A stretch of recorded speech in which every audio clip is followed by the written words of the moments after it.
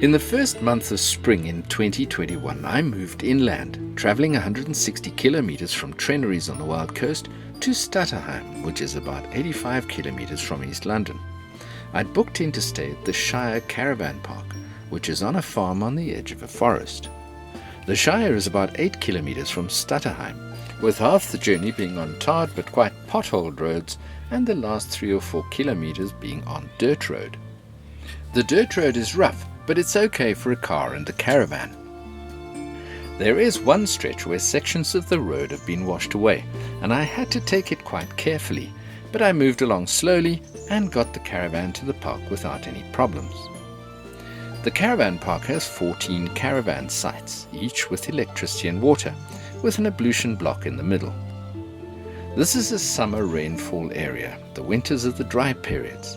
I arrived here just after winter, right at the beginning of spring, and the grass was quite yellow. After the first spring rains came in that month, the grass in the caravan park changed to a soft green.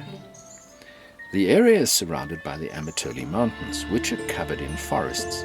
Due to its good summer rainfall, Stutterheim and the surrounding areas is a flourishing forestry area. The surrounding areas are picturesque, with excellent hiking through the forests and on the forestry roads, and some lovely mountain streams and dams.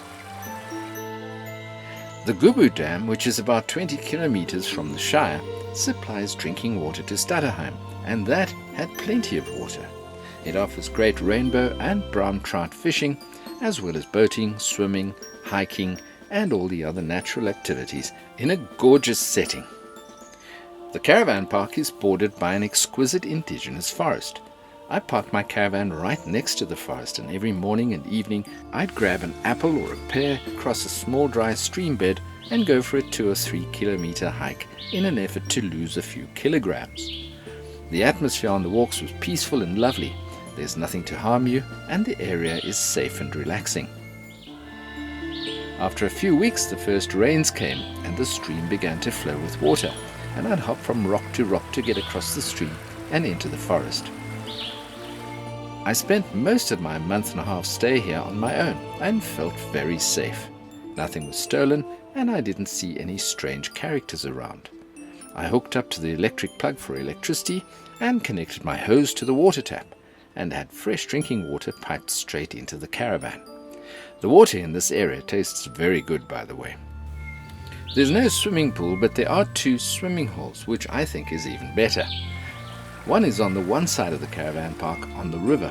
It's empty in winter and fills up in spring, and you can sit in the water or paddle around for a lovely cool-off under the oak trees in the hot weather.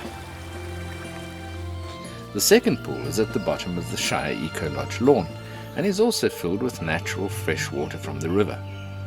This pool is a bit bigger, and you can do a few lengths if you're so inclined.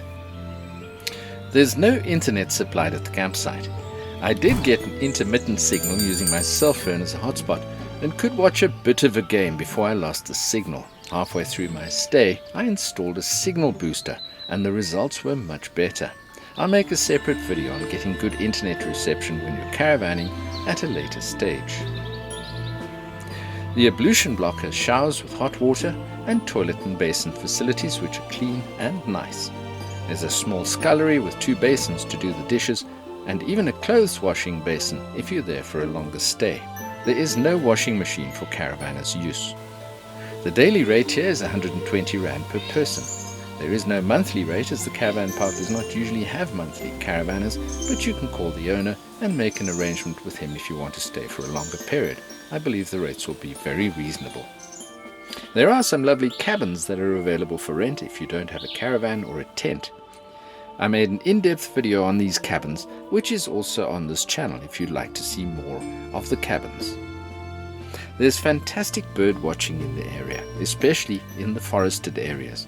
Nice Naluris, orange thrushes, and even Cape parrots, which are critically endangered, and a multitude of other beautiful birds can be seen here. There are also bushbuck, caracool, and other animals in the forest. I never saw them, but you can hear their call occasionally. On one of my walks, an otter popped out of the bush onto the road.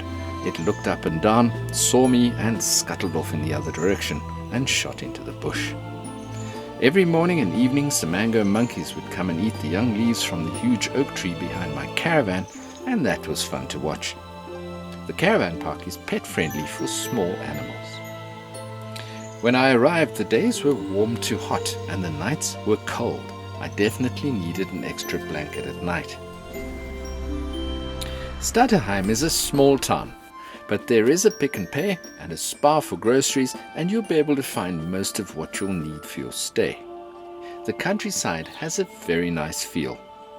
The weather is cold in winter and pleasant to hot in the summer, with beautiful changes in tree colors and pleasant weather in the spring and autumn. A few hundred years ago, a number of German people settled in this area. They chose the region because it is so similar to the countryside in Germany, and named the towns that sprang up after German towns like Stutterheim, Hamburg, Berlin, and Frankfurt. I thoroughly enjoyed my stay at the Shire. The area is outstanding in beauty and feel, and the owners are warm, friendly people, and this reflects in the way that you feel when you stay there. I give the Shire a rating of 8 out of 10. If you stayed in the caravan park at the Shire, give us your rating, and once we have 10 or 12 ratings in, we'll be able to work out a good average rating.